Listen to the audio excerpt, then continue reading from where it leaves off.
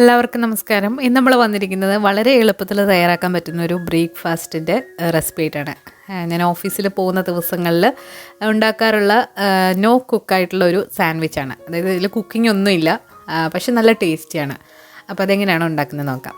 അപ്പോൾ നമ്മൾ ബ്രേക്ക്ഫാസ്റ്റ് ഉണ്ടാക്കാൻ വേണ്ടിയിട്ടുള്ള പച്ചക്കറികളും അതുപോലെ തന്നെ അതിൽ കുറച്ച് ഐറ്റംസൊക്കെ വേണം. അതൊക്കെ ഒന്ന് റെഡിയാക്കി വെച്ചിട്ടുണ്ട്. അപ്പോൾ ഇനി നമ്മളിതിൻ്റെ കൂടെ ഒരു ഡ്രിങ്ക് കുടിക്കും. അപ്പോൾ മോർണിംഗ് ഡ്രിങ്കായിട്ട് നമ്മൾ സിനമൺ വാട്ടറാണ് കുടിക്കുന്നത്.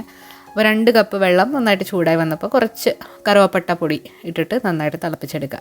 അപ്പോൾ നമ്മൾ ബ്രേക്ക്ഫാസ്റ്റ് അവിടെ റെഡി ആവുന്ന സമയം കൊണ്ട് നമ്മളിത് കുടിച്ച് തീർക്കണം.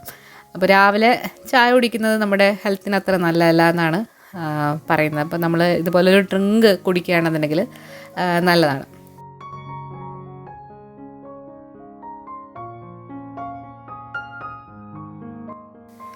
പിന്നെ ഈ സാൻഡ്വിച്ച് ഉണ്ടാക്കാൻ വേണ്ടിയിട്ട് കുറച്ച് പച്ചക്കറികളൊക്കെ ഒന്ന് അരിഞ്ഞെടുക്കണം. അപ്പോൾ ആദ്യം തന്നെ നമ്മളൊരു റെഡായിട്ടുള്ള ക്യാപ്സിക്കം, റെഡോ യെല്ലോയോ ഓറഞ്ചോ, ഇതാണ് ഈ സാൻഡ്വിച്ചിന് ഏറ്റവും നല്ലത്. പിന്നെ കുറച്ച് കുക്കുംബറും കൂടെ വളരെ തിന്നായിട്ടൊന്ന് സ്ലൈസ് ചെയ്തെടുത്തിട്ടുണ്ട്. ഒരുപാടൊന്നും വേണ്ട, 2 സാൻഡ്വിച്ചിന് വേണ്ടിയിട്ടുള്ള അളവിലാണ് നമ്മൾ കാണിക്കുന്നത്. പിന്നെ കുറച്ച് ലെറ്റസിൻ്റെ ഇല 2 എടുത്തിട്ടുണ്ട്. അപ്പോൾ ഇത്രയാണ് നമുക്ക് പച്ചക്കറികൾ വേണ്ടത്. ഇനി ഇതിലേക്ക് ബ്രെഡ് വേണം. ബ്രെഡ് എന്ന് പറയുമ്പം നമ്മളിതുപോലെ പോക്കറ്റ് ബ്രെഡ് വാങ്ങിക്കാൻ കിട്ടും.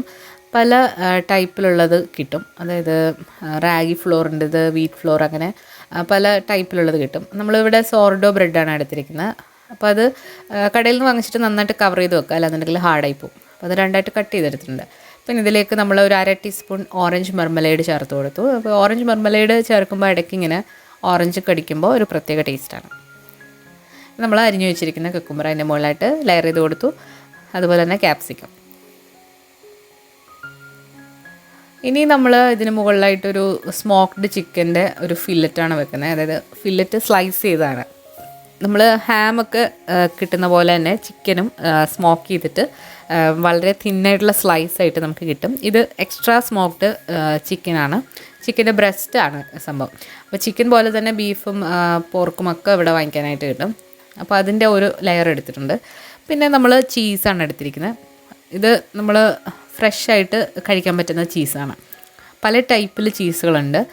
മോസറല്ല ചീസ് ഉണ്ട്, ചെഡാർ ചീസുണ്ട്, അങ്ങനെ പല ടൈപ്പ് ഉണ്ട്. അപ്പോൾ ഇത് ഗൗഡ ചീസ് എന്ന് പറഞ്ഞിട്ടുള്ള ചീസാണ്. അപ്പോൾ അതിൻ്റെ പ്രത്യേകത എന്ന് വെച്ചാൽ നമുക്ക് അങ്ങനെ തന്നെ കഴിക്കാം, പച്ചയ്ക്ക് തന്നെ കഴിക്കാം, കുക്ക് ചെയ്യണമെന്നില്ല. അപ്പോൾ ഈ ഒരു സ്ലൈസ് നമ്മൾ 2 കട്ട് ചെയ്തിട്ടാണ് എടുക്കുന്നത്. വെജിറ്റേറിയൻസ് ആയിട്ടുള്ളവർക്ക് ചിക്കൻ സ്കിപ്പ് ചെയ്തിട്ട് ചീസും വെജിറ്റബിൾസും മാത്രമായിട്ടും വെക്കാം. അതിന് മുകളിലായിട്ട് ലെറ്റസും കൂടെ മടക്കിയിട്ട് വെച്ചിട്ട് കവർ ചെയ്യാം.